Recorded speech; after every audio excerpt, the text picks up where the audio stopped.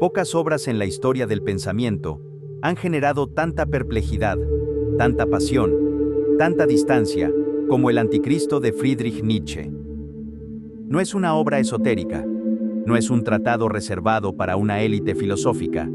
Su lenguaje es claro, casi brutal, abierto a todos, pero su aceptación plena, su puesta en práctica, es algo reservado a unos pocos, o quizá a nadie.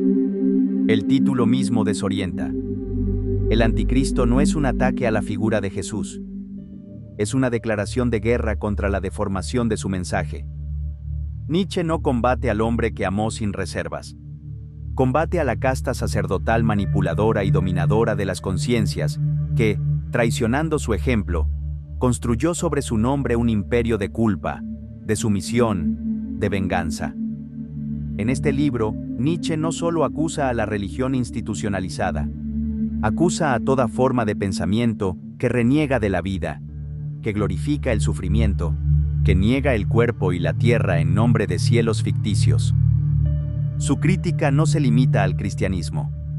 Se extiende al nacionalismo, a la filosofía tradicional, a toda ideología que hereda el veneno de la compasión idealista, y lo perpetúa bajo nuevas máscaras. El cristianismo no es para Nietzsche una simple religión entre otras.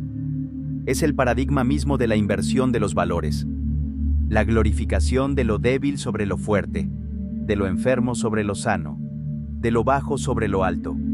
Es el triunfo de los mediocres que, incapaces de afirmar la vida, la niegan, la moralizan, la mutilan. Esta inversión tiene raíces profundas.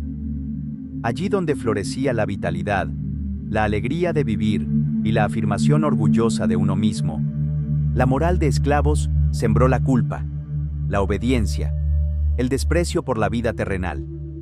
En lugar de valorar la sinceridad, la valentía, la justicia, el orgullo, la templanza, la nobleza, la alegría, se empezó a valorar la sumisión, la humildad servil, la renuncia. Se dejó de admirar al que afirmaba la vida para glorificar al que se arrodillaba ante la debilidad. La fuerza, el honor, la nobleza de los señores antiguos fue demonizada, mientras que la debilidad, la sumisión y la astucia de los vencidos se convirtieron en virtudes. Pero Nietzsche no se detiene en el diagnóstico histórico. No ve en la religión solo un instrumento de poder.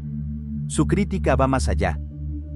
Apunta al corazón mismo de la civilización occidental, a su incapacidad para aceptar la vida en su crudeza, a su necesidad profunda de consuelos ilusorios, de dioses inventados, de redenciones prometidas más allá de la muerte. La lucha que Nietzsche plantea no es simplemente contra la Iglesia ni contra el sacerdote. Es contra el instinto humano de negar el dolor, contra la tendencia a refugiarse en ficciones en vez de abrazar la existencia tal como es. En esta batalla, Nietzsche sabe que derribar los ídolos implica más que romper imágenes. Implica destruir las categorías mentales mismas que han sostenido esos ídolos durante milenios. El Anticristo no ofrece redención, no promete felicidad, no propone otra utopía. Destruye sin ilusiones, expone la miseria interior del hombre moderno, su deseo de ser consolado, su miedo a vivir sin mentiras. El diagnóstico es feroz. No se puede curar a quien prefiere la enfermedad. No se puede liberar a quien abraza sus cadenas como si fueran su salvación. La corrupción que Nietzsche denuncia es profunda. No afecta solo a las instituciones, afecta a las almas. El cristianismo, al vulgarizar el idealismo griego, ha instalado en cada conciencia la sospecha contra el cuerpo, contra la tierra, contra la vida misma. No solo ha prometido cielos falsos, ha inculcado la vergüenza de estar vivo. La tarea que Nietzsche acomete es gigantesca. Invertir todos los valores. Transformar la moral de los vencidos en una nueva afirmación de la existencia. Recuperar la inocencia perdida, no como un retorno al pasado, sino como un salto hacia adelante, hacia una vida sin excusas, sin redenciones, sin más autoridad que la voluntad de ser. Pero Nietzsche es lúcido. Sabe que su propuesta está marcada por la paradoja. Sabe que lucha con un lenguaje, con categorías, con sensibilidades, todas ellas impregnadas por el veneno que quiere destruir. Sabe que no basta con destruir los dioses. Hay que vivir sin ellos. Y sabe también que esa vida sin dioses, sin redenciones, sin consuelos, será soportable solo para unos pocos, o quizá para ninguno. Este no es un libro para los que esperan salvación. Este no es un libro para los que buscan esperanza. Este es el canto brutal de quien ha mirado el abismo y ha decidido no apartar la mirada. Mirémonos de frente, no como esclavos buscando compasión, no como penitentes suplicando redención, sino como lo que somos, hiperbóreos, más allá de los hielos, más allá de la muerte. Allí vivimos nosotros, los que hemos encontrado la felicidad donde otros solo vieron abismo. Hemos escapado del laberinto de los milenios, de las cárceles de la culpa, del eco milenario que repite pecado, salvación, sacrificio. Mientras el hombre moderno, extraviado en su laberinto, suspira, no sé salir ni entrar. Nosotros decimos sí y no, con la firmeza de una línea recta que corta el horizonte. ¿Qué es lo bueno? Aquello que eleva el sentimiento de poder, la voluntad de poder, el poder mismo. ¿Qué es lo malo? Lo que nace de la debilidad, lo que degrada la vida, la fuerza, el impulso creador. ¿Y qué es la felicidad? No es el confort, no es la paz del rebaño, no es la resignación de los vencidos. La felicidad es la sensación de haber superado una resistencia. Es la embriaguez de la conquista. Es afirmar la vida con el rugido del que sabe que ha vencido. Capítulo 1. El origen de la moral del cristianismo según Nietzsche. Toda gran corrupción comienza disfrazada de virtud. Y la corrupción que Nietzsche denuncia en el Anticristo no es un accidente, ni una simple desviación. Es una inversión sistemática de los valores de la vida. La historia de esta inversión no comienza con el cristianismo. Sus raíces se hunden en las arenas del desierto, en la religión más antigua de los hebreos, en el Dios de Israel. Al principio, el Dios de Israel era un Dios afirmativo. Era la expresión misma del vigor de su pueblo. Si llovía, si florecían los campos, si vencían en las guerras, era prueba de que Dios estaba con ellos. La bendición divina era vida, era fuerza, era triunfo. La religión era afirmación de vida. Celebraba el poder, la fertilidad, la victoria tangible sobre la adversidad. Pero entonces vino la decadencia. El pueblo dejó de triunfar. La tierra dejó de dar frutos. El poder se debilitó. Y la religión, incapaz de sostener su antiguo rostro, mutó. Los sacerdotes, astutos y resentidos, reinterpretaron la relación con la divinidad. Ya no se era bendito por triunfar. Ahora se era justo por sufrir. El dolor, que antes era un signo de derrota, se transfiguró en signo de elección divina. El sufrimiento, que antes era motivo de vergüenza, se convirtió en motivo de orgullo moral. Así nació el pecado. Donde antes había fuerza, ahora hay culpa. Donde antes había afirmación, ahora hay negación. Todo debe pasar ahora por el filtro del sacerdote. Lo bueno es lo que el sacerdote autoriza. Lo malo es todo lo que afirma la vida sin su permiso. La desobediencia a Dios, es decir, al sacerdote, recibe ahora el nombre de pecado. La estrategia era sutil, maquiavélica. El sacerdote, que antes celebraba la vida, ahora se alimenta de la miseria. Porque si el pueblo no peca, el sacerdote pierde su función. Necesita el pecado para seguir existiendo. Por eso fomenta la sumisión, la autonegación, la enfermedad del alma. El sacerdote se convierte en un vampiro espiritual. Se alimenta del dolor ajeno, de la culpa ajena, de la sangre moral de su rebaño. ¿Acaso no vemos aún hoy este mecanismo? Una persona que, infeliz en su matrimonio, quiere liberarse, pero su iglesia lo prohíbe en nombre de la santidad. El bienestar individual no importa, lo que importa es preservar la culpa. O alguien que, viviendo en pobreza, entrega el diezmo creyendo que Dios proveerá, cuando lo único que provee es su propio sacrificio convertido en virtud. O predicadores que, ante terremotos y pandemias, no buscan causas naturales, sino culpables morales. La homosexualidad, el aborto, los pecados que deben ser castigados. No buscan la verdad, buscan reforzar el dogma. El pecado es el instrumento de dominio más eficaz jamás inventado. Donde hay culpa, hay necesidad de redención. Donde hay necesidad de redención, hay necesidad de sacerdotes. Y así, envenenando la raíz misma de la vida, el sacerdote garantiza su poder. Pero la inversión de los valores no se detiene allí. Nietzsche nos invita a mirar aún más profundo, hacia el origen mismo del mito fundador, el Génesis. Porque si el dolor fue santificado, también lo fue la ignorancia. Y aquí se desvela uno de los crímenes más atroces de la historia espiritual de la humanidad. Capítulo 2. Nietzsche y el Génesis. Cómo el conocimiento se convirtió en pecado. La historia del cristianismo no es solo la historia de la culpa, es también, y quizás sobre todo, la historia de un crimen aún mayor. La traición al conocimiento. La condena del pensamiento libre. La guerra declarada contra la voluntad de saber. Nietzsche, en El Anticristo, nos invita a mirar con nuevos ojos uno de los relatos más antiguos y más fatales de nuestra civilización, el Génesis. Allí, en ese relato aparentemente ingenuo, está el acta fundacional de toda la moral del resentimiento. ¿Qué nos dice el Génesis? Que el primer pecado del hombre no fue la maldad, ni la violencia, ni la traición. El primer pecado fue el conocimiento. El árbol prohibido no era el árbol del crimen, ni del odio, ni de la guerra. Era el árbol de la ciencia, el árbol del saber. La ciencia es en sí lo prohibido, lo único prohibido, dice Nietzsche. Lo que Dios teme, lo que el poder sacerdotal teme, no es el mal. Es la emancipación del hombre a través del pensamiento. La serpiente que tienta a Eva no es un demonio malévolo. Es el símbolo del despertar intelectual, de la chispa de la conciencia crítica.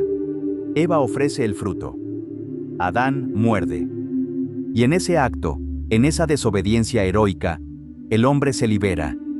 Se convierte en igual a los dioses. Y por eso es castigado. No por su maldad, sino por su grandeza. La religión, desde entonces, ha trabajado incansablemente para mantener al ser humano en la ignorancia, en la dependencia emocional, en el miedo a pensar por sí mismo. Nietzsche ironiza sobre el Génesis y va aún más lejos. Se pregunta, ¿por qué Dios, en su perfección, creó al hombre? ¿Fue un acto de amor? ¿Fue un acto de aburrimiento? Dios, aburrido en su eternidad, crea primero al hombre. Pero el hombre solo no basta. Entonces crea a los animales. Pero tampoco bastan. Finalmente, crea a la mujer. Y en ese gesto, comete, según Nietzsche, su segundo gran error. La mujer fue el segundo error de Dios, dice, con su mordaz ironía. ¿Por qué? Porque la mujer, a través de Eva, trajo el conocimiento, la rebeldía, la emancipación. La mujer, en la mitología judeocristiana, se convierte en el canal de la caída, pero también, en los ojos de Nietzsche, en el canal del despertar. Y por eso será demonizada eternamente. De la mujer vienen todos los males del mundo. Repetirá el dogma, intentando eternizar su culpa. Pero lo más aterrador no es la condena de Eva. Lo más aterrador es la condena del espíritu humano. La verdadera caída, dice Nietzsche, no fue la pérdida del paraíso. La verdadera caída fue la emancipación del hombre. El momento en que, con el fruto prohibido en sus manos, el hombre se volvió igual a Dios.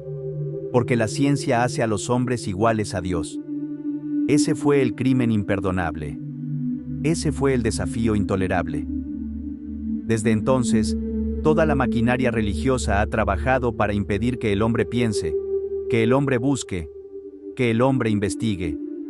El conocimiento, la duda, la curiosidad, todo eso fue convertido en pecado. Se criminalizó la razón. Se vilificó la pregunta. Se persiguió la verdad. Donde había ciencia, el sacerdocio sembró fe ciega. Donde había causa y efecto, sembró culpa y castigo. Las ideas de culpa y castigo, incluidas las de gracia, redención, perdón, han sido inventadas para destruir en el hombre el sentido de las causas, escribe Nietzsche.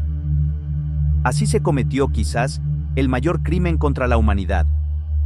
No una herejía contra un Dios imaginario, sino una traición a la realidad misma, una mutilación del alma inquisitiva del hombre. Y esta traición no se detuvo en los libros sagrados. Penetró en la vida cotidiana, en la educación, en la cultura. Mientras la ciencia ofrece explicaciones, la religión ofrece misterios y castigos sin lógica.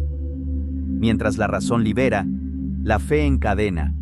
El pecado, nos dice Nietzsche, no es un hecho natural, es una invención política, una creación de poder destinada a someter, no a elevar, a dominar, no a redimir. Donde antes había solo hechos, experiencias, luchas, aprendizajes, ahora hay pecado, culpa, redención, perdón. Y el sacerdote, el gran artífice de esta perversión, se convierte en el mediador necesario. Sin pecado, el sacerdote no tiene poder. Sin culpa, el sacerdote no tiene justificación. Por eso necesita perpetuar la enfermedad del alma. Por eso fomenta la pobreza, la ignorancia, la dependencia emocional. Por eso desprecia a los médicos, a los sabios, a los pensadores. Abajo los médicos. Lo que se necesita es un sacerdote, dirán los siervos del resentimiento. El crimen de la religión, para Nietzsche, es reemplazar la verdad por el dogma, reemplazar la investigación por la fe ciega, reemplazar el amor a la vida por el culto al sufrimiento. Y así, bajo la máscara de la santidad, la religión ha castrado la voluntad de saber, de reír, de gozar, de crear. La forma más refinada de dominación psicológica jamás inventada, sentencia Nietzsche. La religión no libera, la religión doméstica, no despierta, adormece, no exalta la vida. La convierte en un problema, en una deuda, en un valle de lágrimas. Nietzsche no ataca al creyente individual, no ridiculiza al hombre sencillo que busca sentido. Su lucha es contra la estructura de poder que manipula su fe, que explota su esperanza, que se alimenta de su miedo. Nietzsche no propone destruir la espiritualidad, propone liberar al espíritu humano del veneno de la culpa. Sueña con un nuevo tipo de hombre, un hombre que afirme la vida sin necesidad de absolución, que ría sin miedo al juicio, que piense sin necesidad de permiso. Un hombre para quien la vida sea suficiente, para quien la existencia no requiera justificación sobrenatural. Un hombre libre, un verdadero espíritu libre. Capítulo 3. El mundo inventado de la religión según Nietzsche.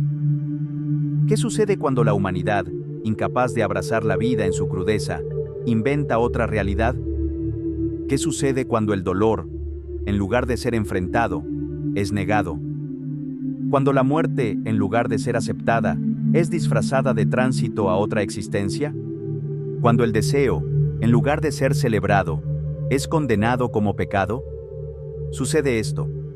Nace el mundo ficticio de la religión. Un mundo paralelo, construido no con hechos, no con realidades, sino con ilusiones, con deseos reprimidos, con miedos transfigurados en dogmas, con promesas que nunca se cumplen.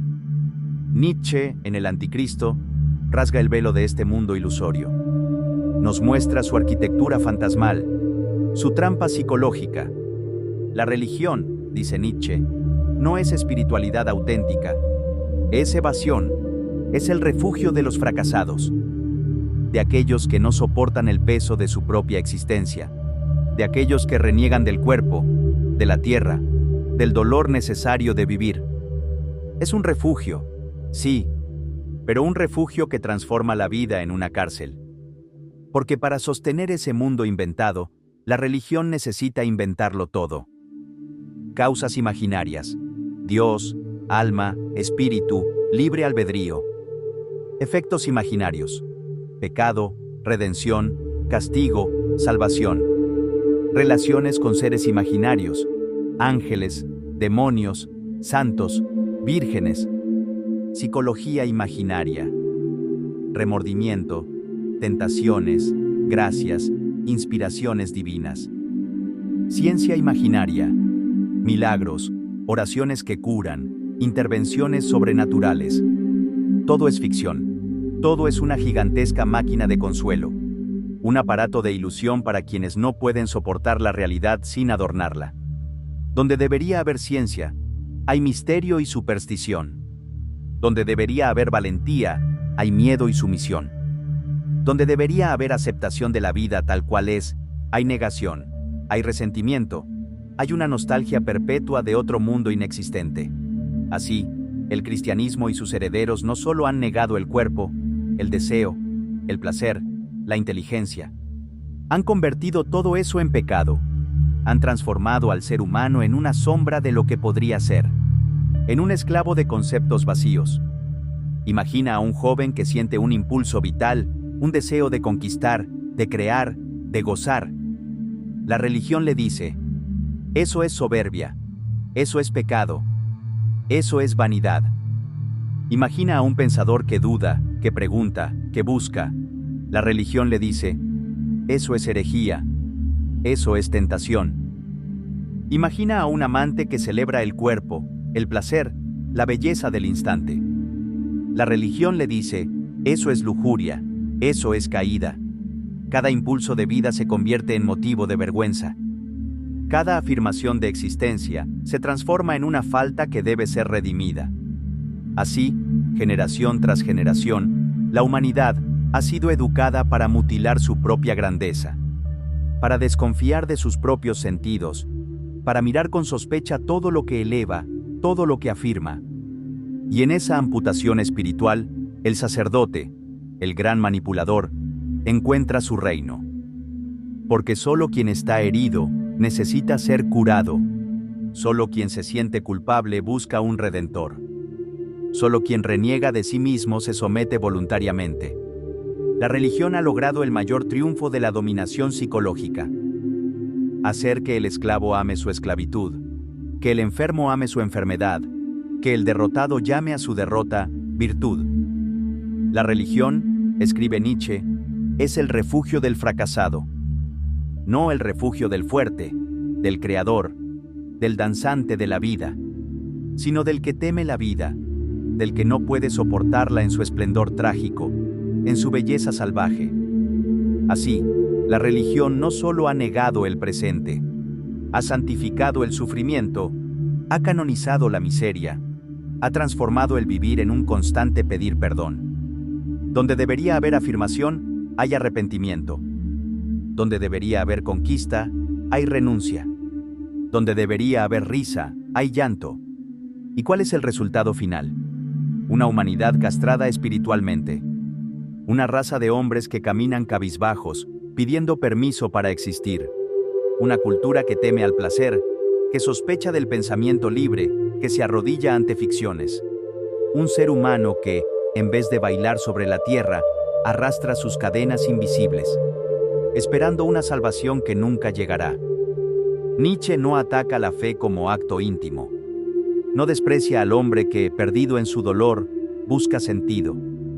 Su ira es contra la máquina que perpetúa la miseria, contra el sistema que fabrica culpa, dogma, resignación. Su sueño no es destruir al hombre espiritual, es liberarlo, es devolverle el orgullo de su cuerpo, la inocencia de su instinto, la dignidad de su pensamiento.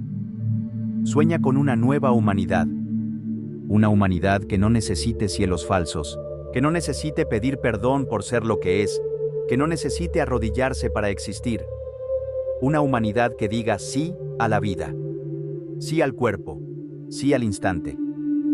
Una humanidad de espíritus libres. Capítulo 4. Nietzsche contra los evangelios, la venganza de San Pablo y la moral del resentimiento. Hasta ahora, Nietzsche nos ha mostrado la arquitectura del mundo ficticio creado por la religión. Pero en el Anticristo, su crítica alcanza un nuevo nivel. No basta con exponer la mentira general. Hay que señalar el corazón de la traición. Ese corazón tiene un nombre: San Pablo. El Anticristo no es, como muchos creen, un ataque a Jesús. No es una blasfemia dirigida al hombre que vivió como afirmación pura, como amor incondicional, como libertad interior. Nietzsche ve en Jesús, en el Jesús histórico, no en el Cristo de la teología, una encarnación de pureza, de inocencia, de insumisión a los poderes terrenales. El verdadero fundador del cristianismo no fue Jesús, fue Pablo, el gran apóstol de la venganza, el gran inventor de la culpa universal. Veamos los evangelios y las cartas paulinas a través de los ojos de Nietzsche. No como textos sagrados, sino como instrumentos de dominio psicológico. Versículos que, bajo la apariencia de amor, esconden una estructura de resentimiento y de amenaza. Primero, el polvo contra los que no creen. Marcos 6, 11. Y si un lugar no os recibe ni os escucha, al salir de allí sacudid el polvo de vuestros pies en testimonio contra ellos. ¿Qué dice aquí Nietzsche? No es un llamado a la compasión. Es un gesto de desprecio, un acto simbólico de condena.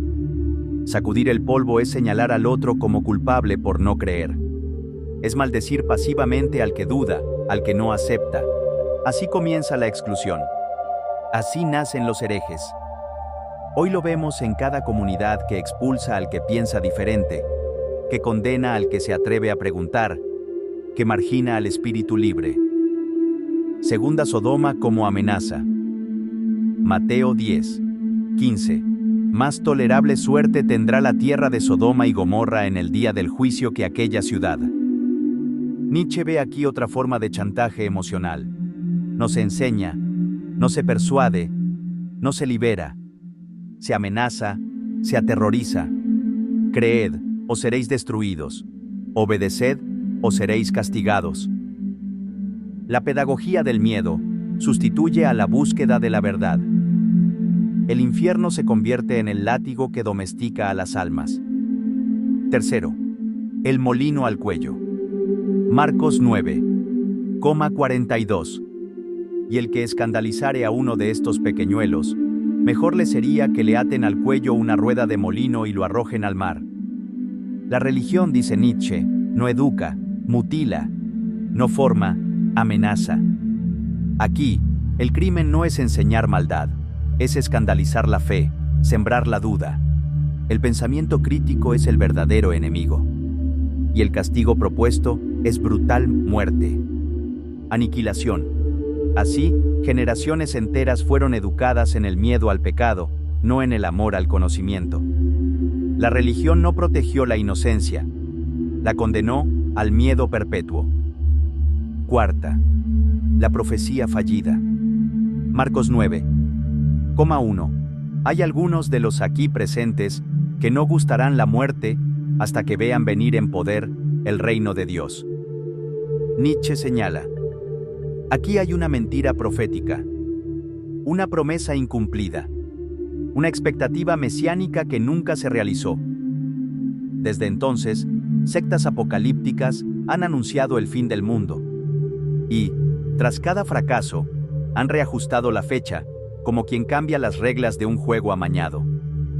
La esperanza eterna en un reino venidero se convirtió en una excusa para soportar la miseria sin rebelarse. Quinto, el sacrificio del yo.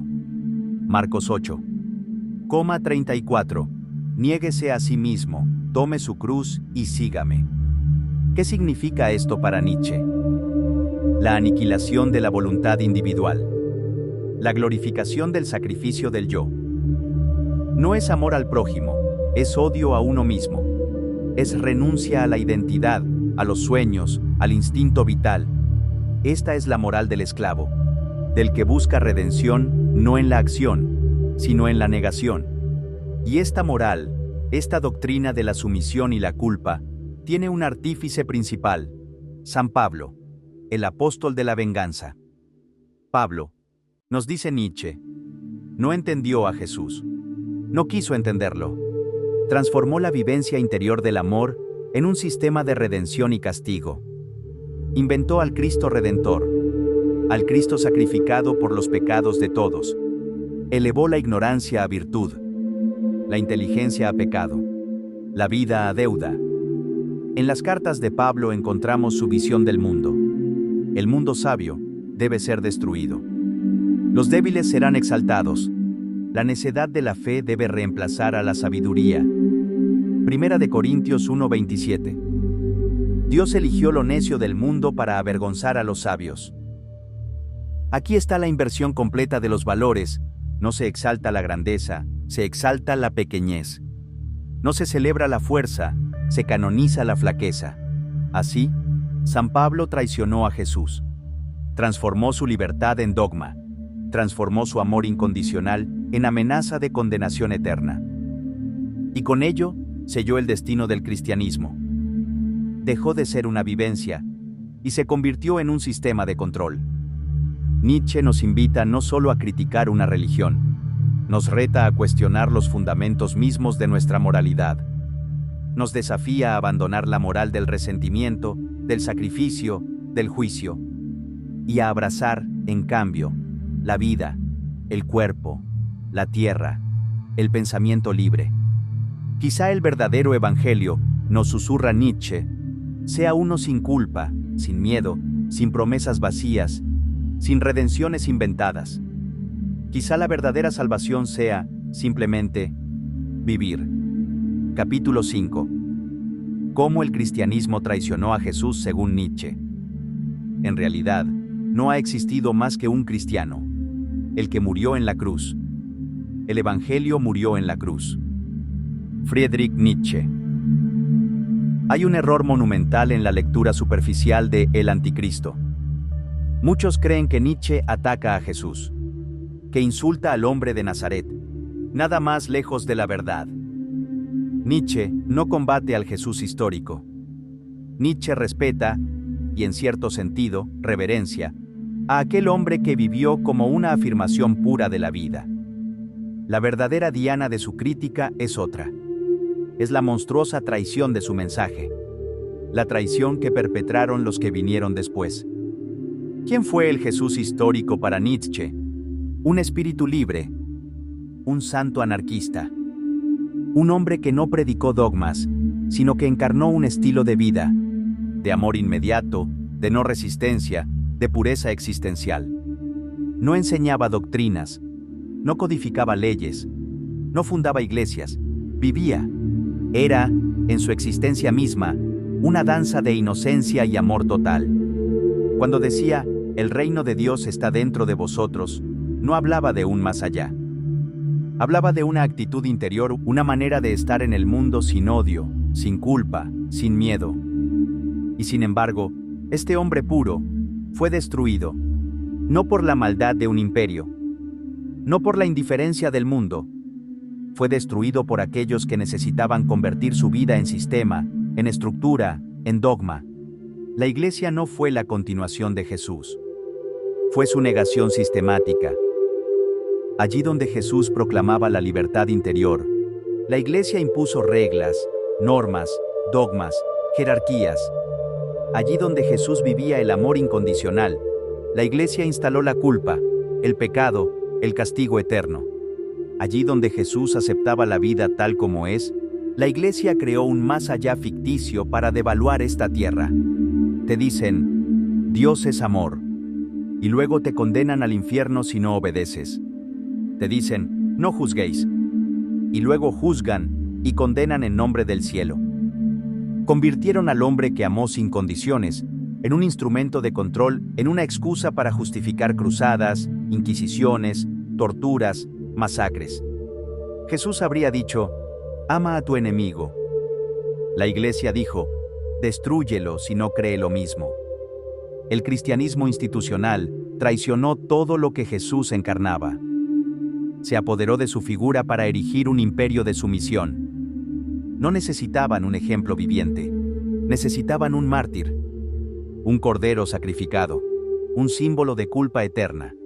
Así nació el Cristo Redentor, una figura que no libera, sino que carga a la humanidad con una deuda infinita.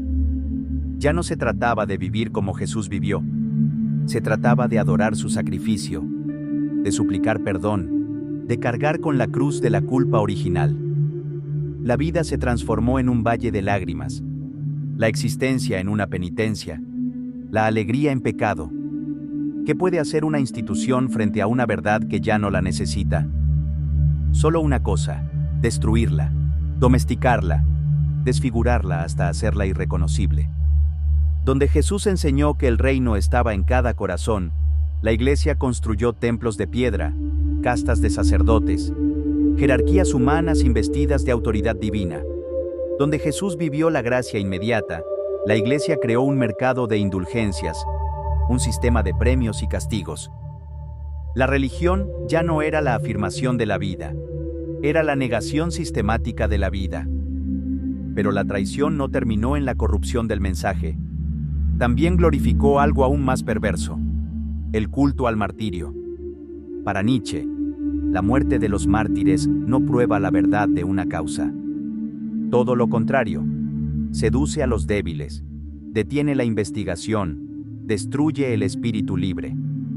El sufrimiento no convierte un error en verdad. Como Zaratustra mismo advirtió hace miles de años, han ido dejando un rastro de sangre en el camino que recorrieron, y en su locura predicaron que la verdad se demuestra con sangre. Pero no hay peor testigo de la verdad que la sangre. El martirio no ilumina la verdad, la envenena. La fe ciega, la convicción incondicional, no son signos de fuerza, son síntomas de debilidad, de dependencia, de necesidad de ser consumido por otro. El hombre verdaderamente fuerte, para Nietzsche, no necesita sacrificarse para validar su existencia. Vive desde una afirmación interior, sin pedir permiso, sin someterse a ningún altar del dolor. Con el tiempo, el cristianismo se volvió una herramienta de control político. Los obispos se convirtieron en príncipes, las iglesias en fortalezas de poder. La espada se usó para salvar almas. La cruz fue blasonada en estandartes de guerra. El mensaje original fue olvidado. Lo que quedó fue un aparato de dominio. Una maquinaria para someter pueblos enteros en nombre de una supuesta salvación. La Inquisición, las cruzadas, las guerras de religión, no fueron accidentes. Fueron la consecuencia lógica del cristianismo traicionado. Pero la traición no se limitó a la política.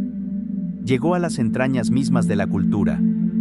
El cristianismo se volvió enemigo de todo lo vital del arte, del pensamiento libre, del cuerpo, del placer, de la ciencia. El pensamiento científico fue perseguido como herejía. Donde florecía el conocimiento, se sembró la sospecha de soberbia. Galileo, Bruno, Spinoza, todos perseguidos, todos mutilados en nombre de la fe. El cristianismo institucional, según Nietzsche, no quiso hombres sabios ni libres. Quiso fieles obedientes, sumisos. Quiso preservar la miseria como virtud. Todo lo que afirmaba la vida, la danza, la risa, la creación, fue tachado de pecado. El cristianismo, en su forma histórica, no fue enemigo de la inmoralidad. Fue enemigo de la vitalidad. Transformó al ser humano en una criatura humillada, culpable de vivir, temerosa de pensar, temerosa de amar. La gran traición no fue negar a Dios. Fue negar al hombre, no fue renegar del cielo. Fue renegar de la tierra. No fue asesinar a Jesús. Fue asesinar su mensaje. Nietzsche no nos deja en la desesperación. Su crítica no es solo demolición. Es un llamado a redescubrir la inocencia perdida, a recuperar la alegría de existir sin necesidad de justificación, a construir una vida más allá de la culpa, más allá del dogma, más allá de la negación, a convertirnos en lo que estamos destinados a ser: espíritus libres, creadores de valores, amantes de la vida. Nietzsche sueña con un nuevo tipo de ser humano, uno que afirme su existencia sin esperar redención, que abrace su dolor y su gloria sin miedo, que dance sobre la tierra como un Dios inocente. Epílogo. El llamado de Nietzsche. Derribados los ídolos, destruidas las promesas vacías, expuesto el veneno de la compasión hipócrita, ¿qué queda? ¿Qué queda cuando todo el andamiaje de consuelos ilusorios se ha venido abajo? Queda lo más difícil y lo más grande. Queda la vida desnuda, la vida trágica, la vida gloriosa, vivir sin mentiras, amar sin necesidad de redención, pensar sin necesidad de permiso, sufrir sin necesidad de recompensa futura, gozar sin culpa, vivir como el relámpago que no pregunta si tiene derecho a brillar, como la ola que no se avergüenza de su furia ni de su belleza. Vivir no como penitencia, sino como afirmación. Nietzsche no ofrece un refugio, no ofrece una fe sustituta, no ofrece una nueva religión, ofrece la intemperie, ofrece la altura, ofrece el vértigo de ser libre. Nos llama a ser los primeros hombres verdaderamente libres. Los primeros que no necesitan templos, ni libros sagrados, ni juicios finales. Los primeros que, ante el abismo, no retroceden. Que ante el dolor no buscan evasión. Que ante la muerte no inventan cielos imaginarios. El anticristo de Nietzsche no es destrucción vacía, es preparación. Preparación para un nuevo tipo de humanidad. Una humanidad de creadores, de afirmadores de la tierra, de amantes de la vida. Una humanidad que, en lugar de soñar con otro mundo, haga de este mundo un lugar digno de ser amado. No hay redención, no hay salvación. Hay algo más grande, el eterno retorno del instante, la risa del espíritu libre, el sí rotundo a la vida. Mirémonos de frente. Somos hiperbóreos. Más allá de los hielos, más allá de la muerte, allí vivimos. Nosotros, los que no necesitamos consuelos. Nosotros, los que no retrocedemos ante la verdad. Nosotros, los que no tenemos miedo de vivir sin dioses.